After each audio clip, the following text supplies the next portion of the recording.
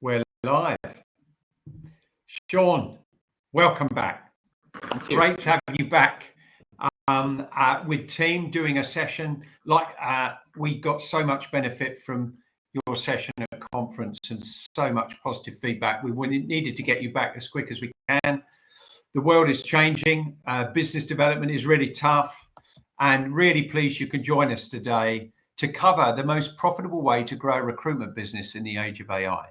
So thank you for coming back to join us. Any intros? Do you want to sort of talk a little? Loads of people know who you are, of course, but we've got team members and non-team members on the session today. So if you want to give a little overview of you and Hoxo and then jump straight in, you're very welcome. Will do. Well, it's all part of the presentation. I don't know if I can see the chat on the platform we're looking at. So if people can just say hello in the chat function, then I just want to see if I can see it. If not, your team might have to let me know. We'll let you know. We'll let you know anything that comes in, and please feel free to use the comments, folks. If you've got any Q&A for Sean, we're going to run through the presentation and then have some bulk Q&A at the end if you can. If something's really pertinent with what Sean's doing, like I always do, I'll interrupt him for you. But I'm going to try and keep those to the end. Right. So I'm going to come off screen and let you take it away, sir. Great to have you here. Thank you. All right, I've put my presentation on. Lots of hellos coming in now. Jahisha, I've put my presentation on. Can you add it in? I think there you go. Right, cool. There you go. Some familiar faces, names coming through. Hannah Shell, how are you? James Turvo, what's going on, bro?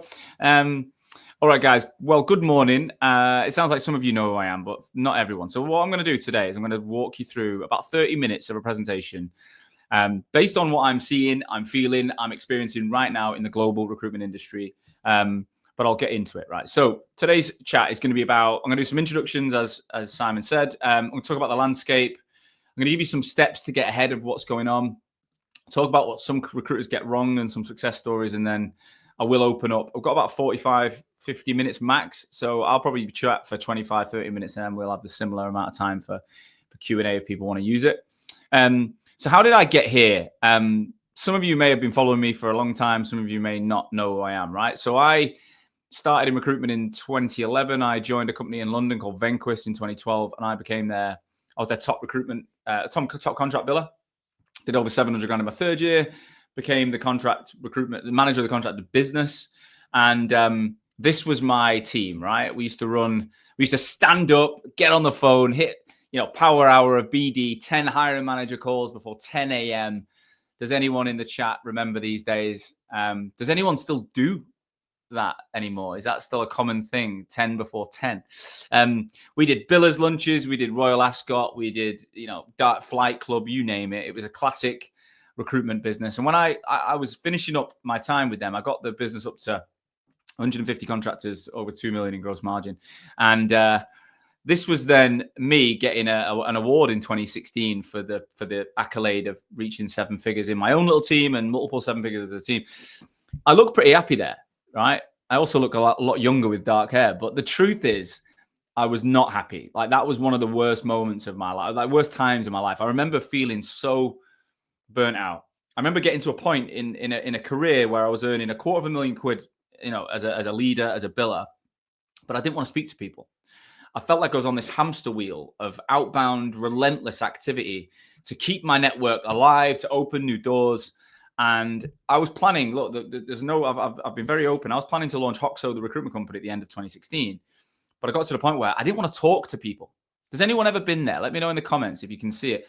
Have anyone ever been in that position where you felt you don't actually want to pick up the phone? You don't want to answer the phone. You don't want to talk to recruiters. You get a little bit numb to it. I reached that point in 2016, and I thought, if I'm going to quit this job and launch a business, it better be, I better be motivated. I want to be inspired. I want to have energy every day, because I was running out of it at the time.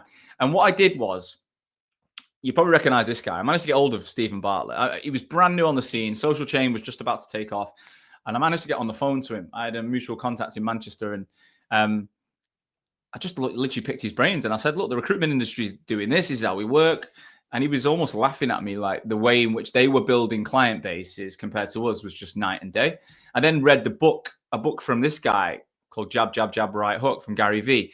And I realized in this period that how I was learning from these people online, on YouTube, on social media in 2016, no one in the recruitment industry at the time was doing any of this. No one was putting out content.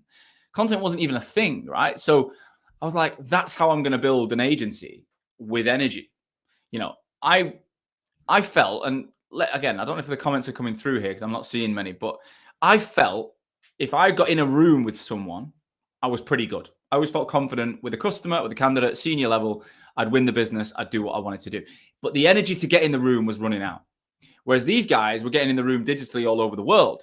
And I was like, I want to get in the room more. I want to have more opportunities to be in the room with the right people without flogging myself on the phone. And this was 2016 when the world looked very, very different. Okay.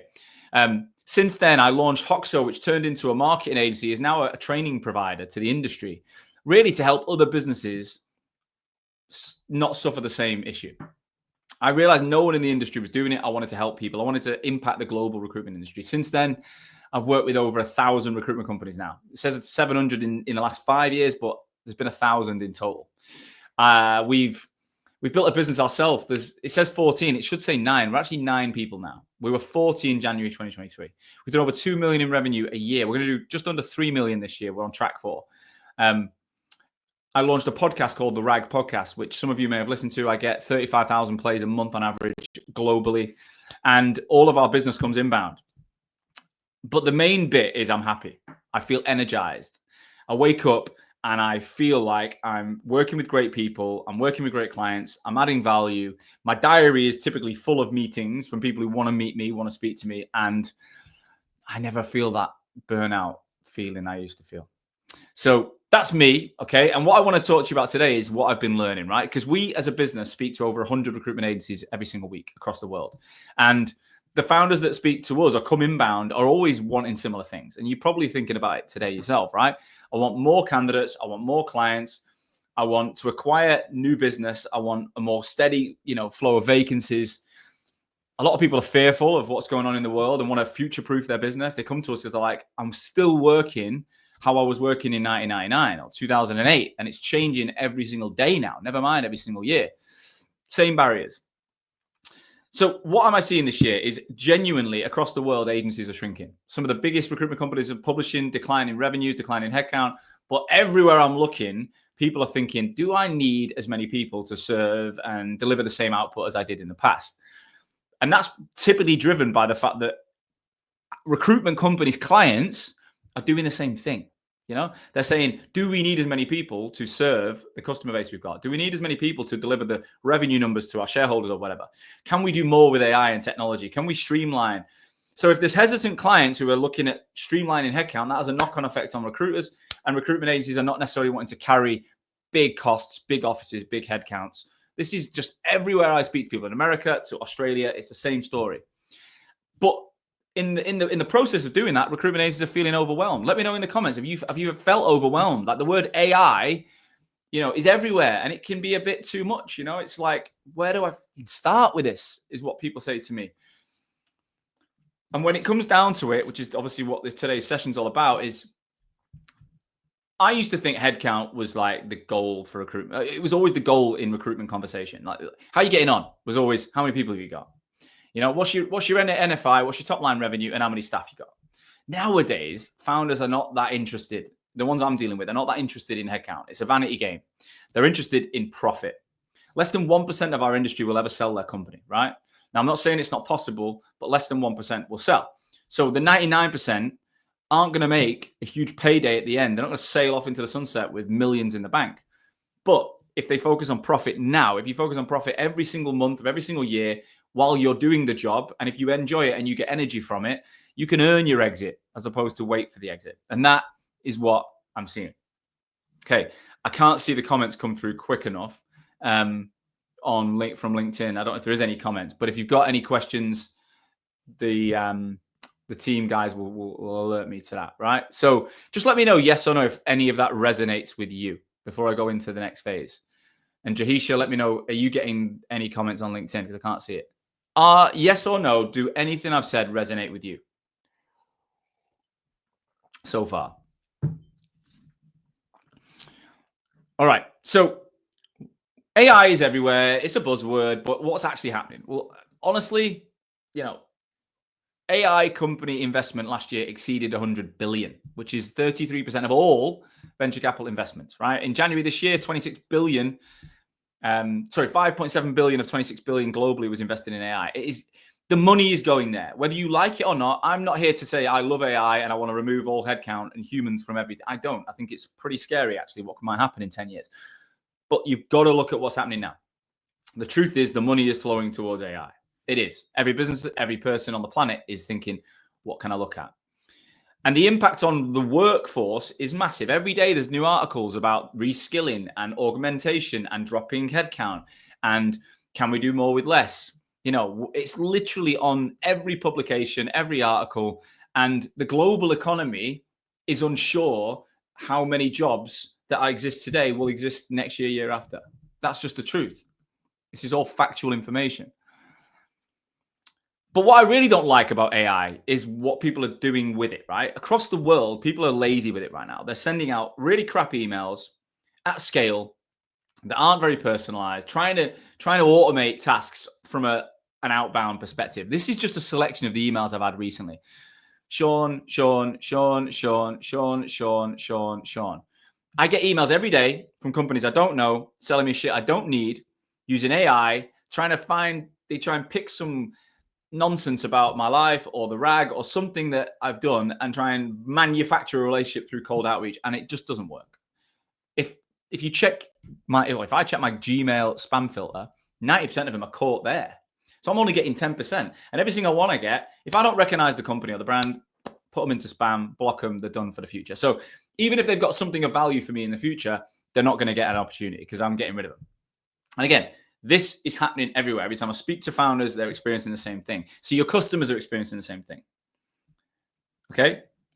It's scary how late. So this is what I see happening, right? Right now, generalist agencies are at real risk because AI will be able to do the basic manual work that a lot of big kind of generalist agencies do.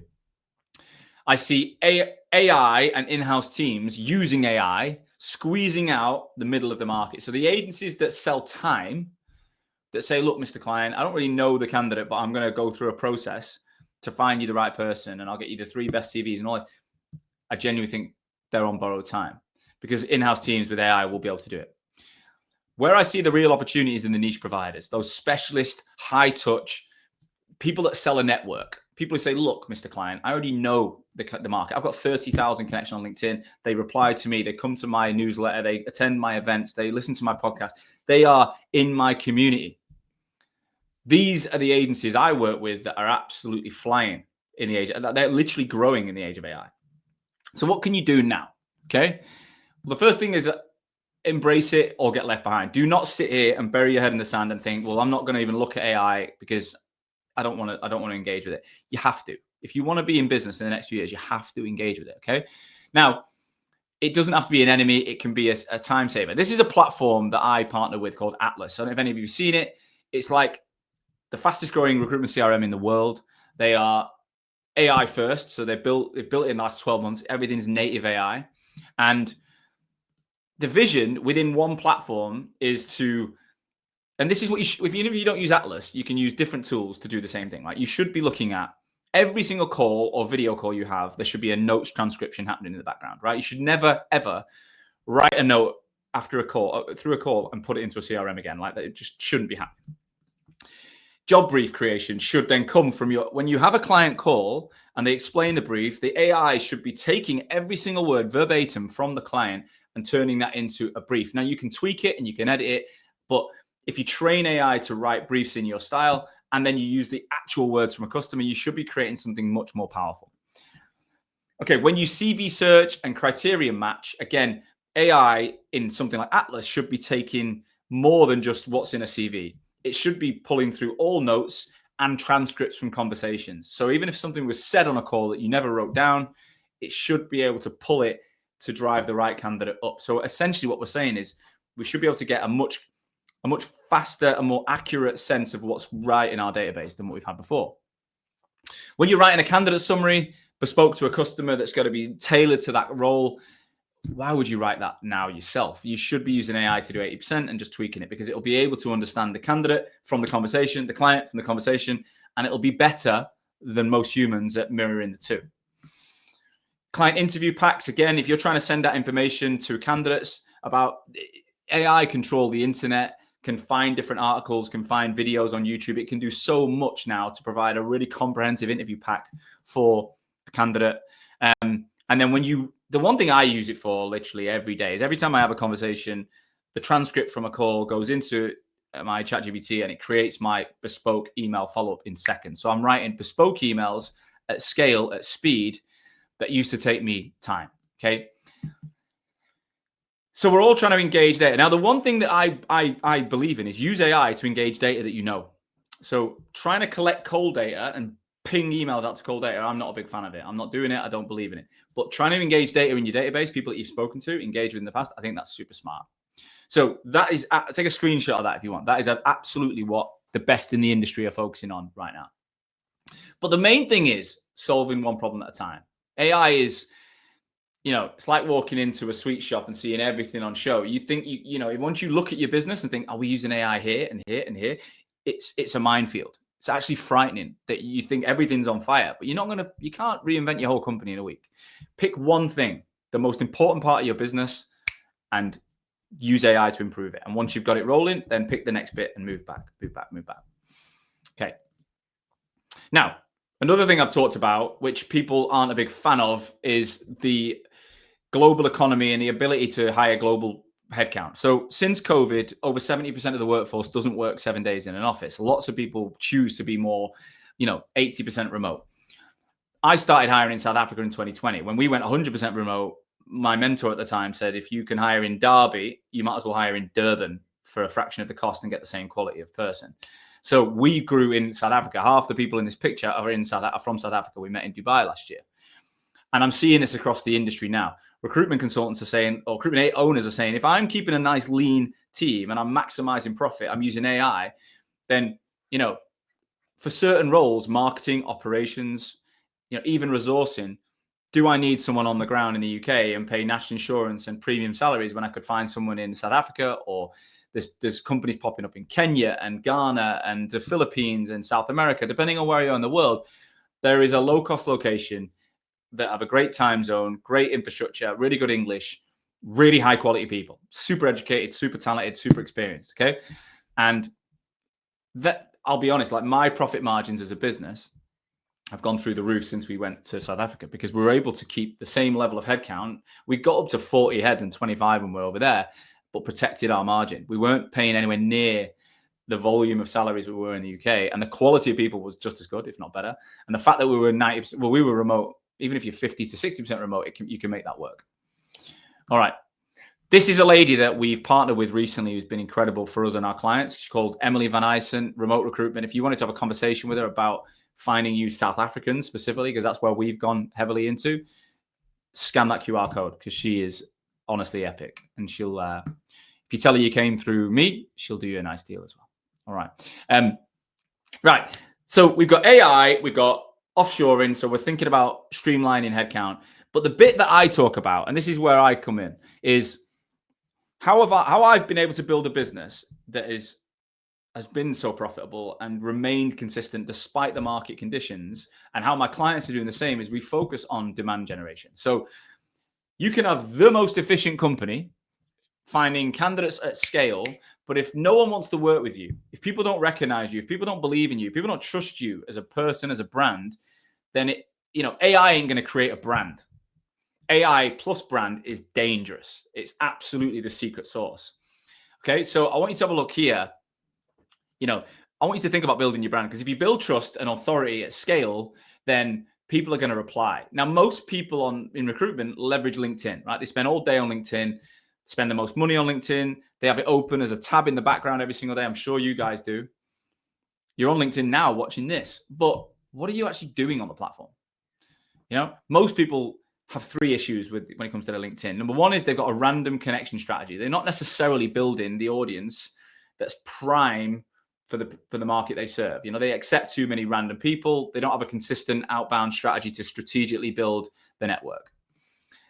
A lot of people rely on outbound too much, cold outbound. So if they you know, if you've got LinkedIn Recruiter and you're using your in-mail functionality, people don't know who you are, you know, and anyone who buys LinkedIn Recruiter can do that.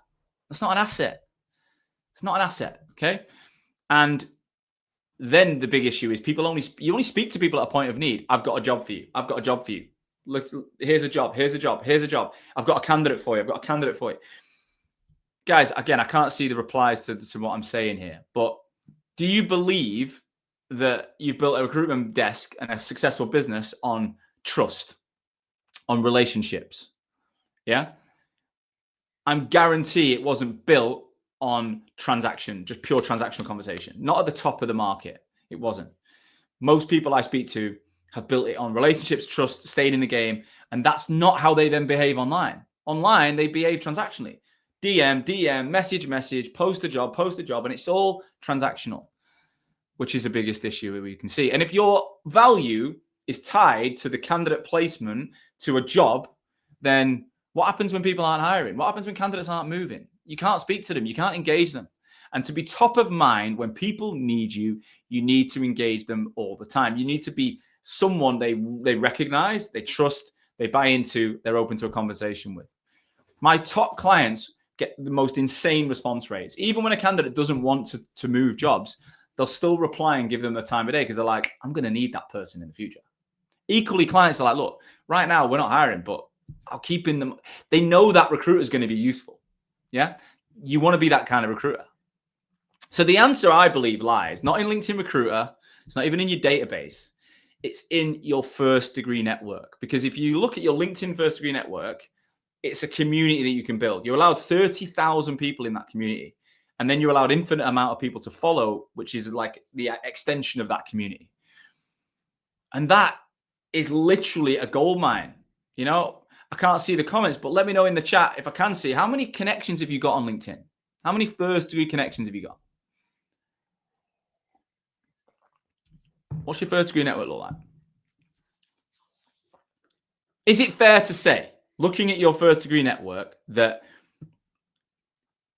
you missed out on business last year? There was candidates in that network that moved jobs that you could have placed, and there was roles released in that network that were filled by your competition that you could have filled.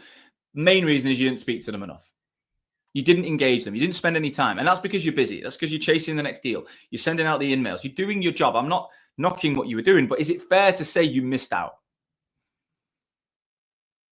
Yeah. If it is, then this is what you need to do.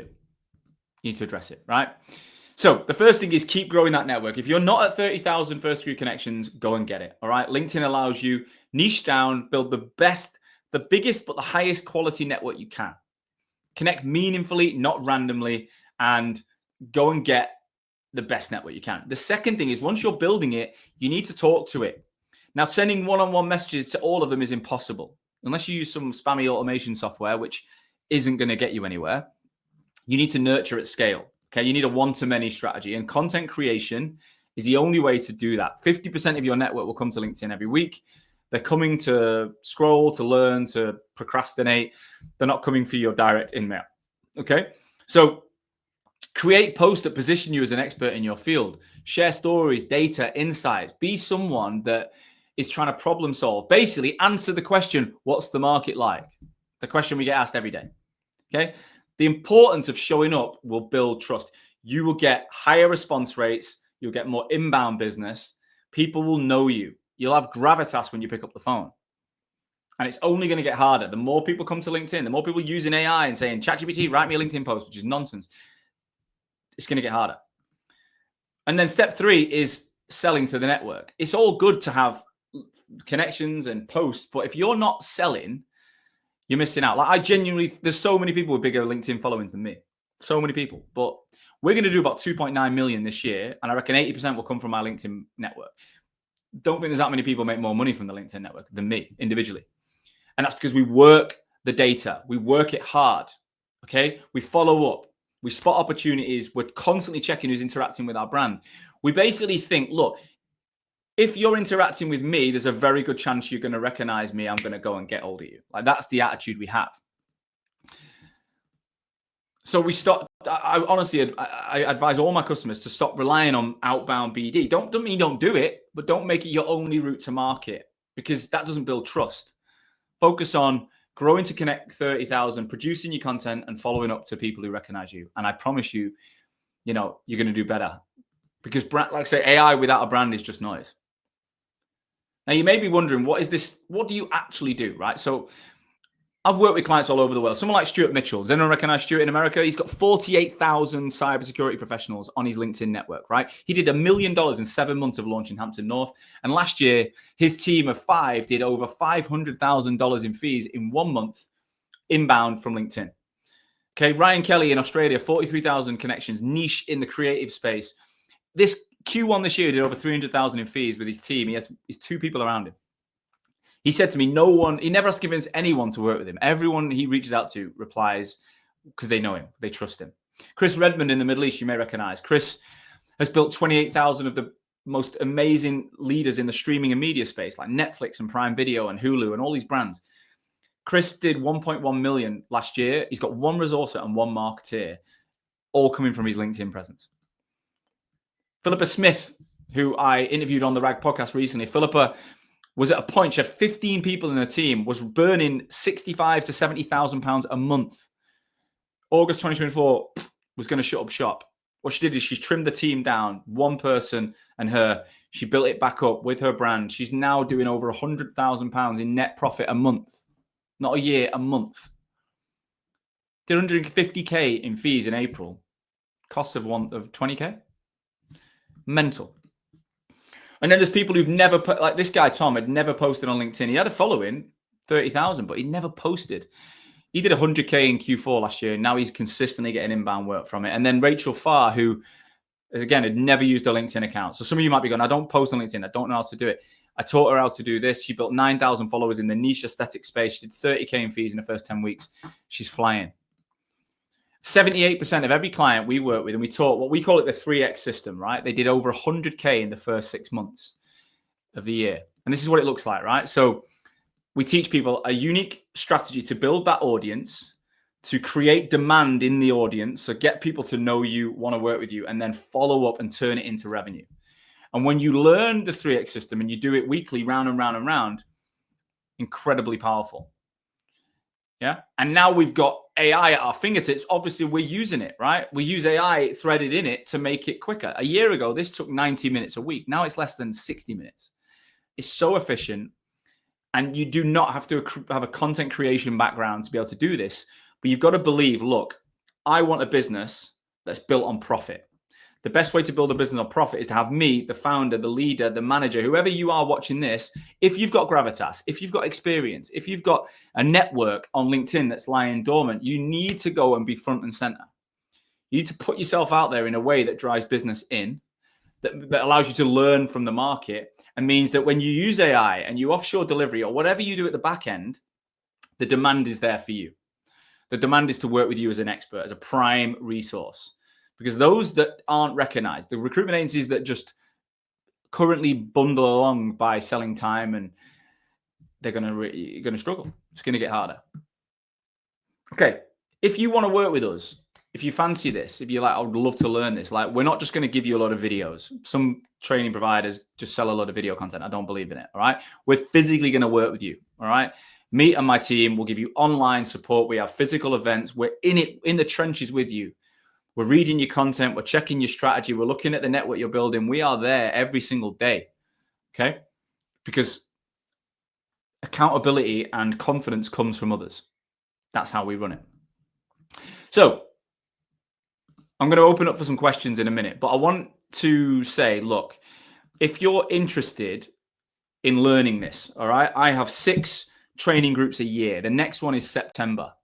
We're literally 55% full already, and we're only in the end of July. And that's because people say, look, I'm going away in August. I want to do it in September. I'm going away to Italy in August as well.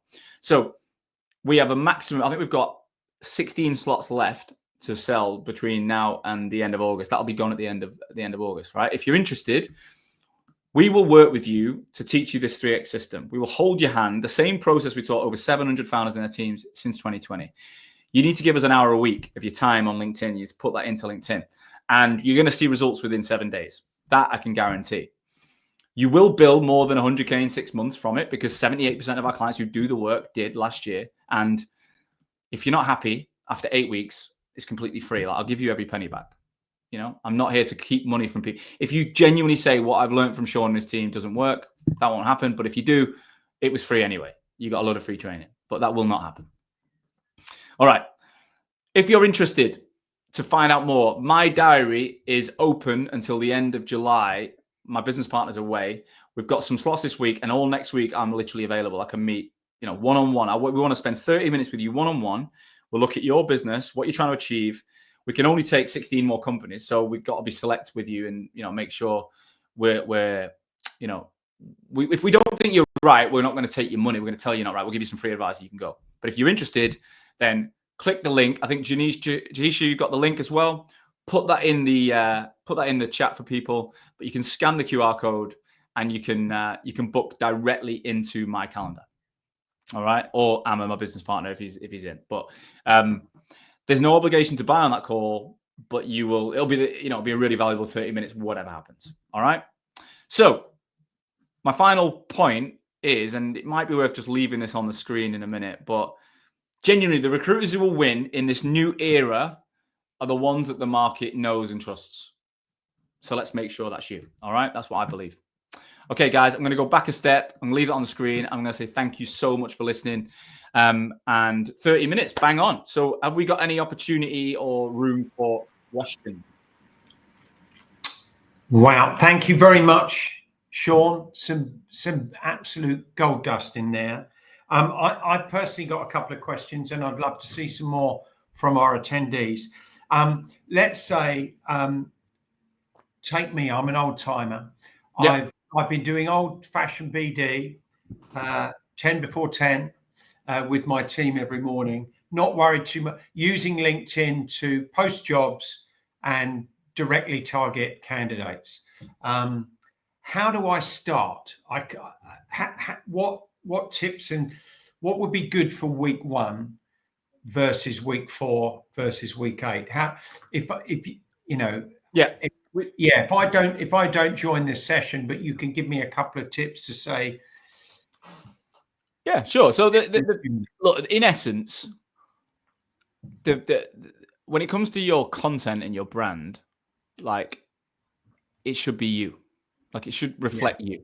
So what I'm not here to say is go to LinkedIn and become this guy or girl that you're not, right? So, and the good thing is, if you're an old timer and you've been on the phones for years and you've got all these networks, you've got so much in there.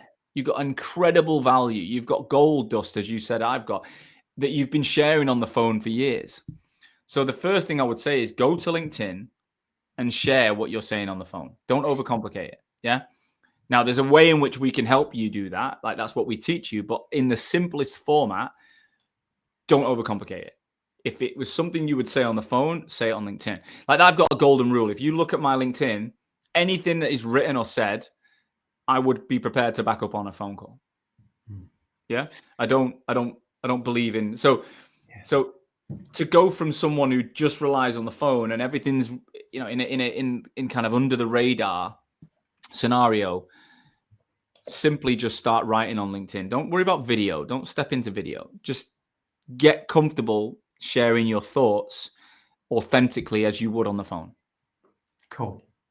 I'm going to share a story, and I think one of the employees, one of the senior execs, is on the call. But I bumped into Mike at Snowden Recruitment up at our regional meeting in Manchester a couple of months ago, and I said, "How's business?" I knew he was looking to take a back step. He'd appointed, I think, one of his team to take over as MD. He's going to be CEO. And he said, I think he saw you at our team conference. And he said, I'm a bit of an old timer. And there were 2 things against me going with Hoxo. 1, the cost. And B, I'm an old timer and I don't believe in putting it out there on LinkedIn. He said, Rob, I think he's on the call, has embraced it. He said, it's been a game changer for us. He said, we now get candidates and clients approaching us to support them on jobs and responding to our outreach. And we're now being perceived much more as the thought leaders in the space, the niche that they're in. And I think he said, Mike said, it's not me, it's Rob, who's on the call actually, who's been really banging the drum and led the way with that. So it was great to have that feedback.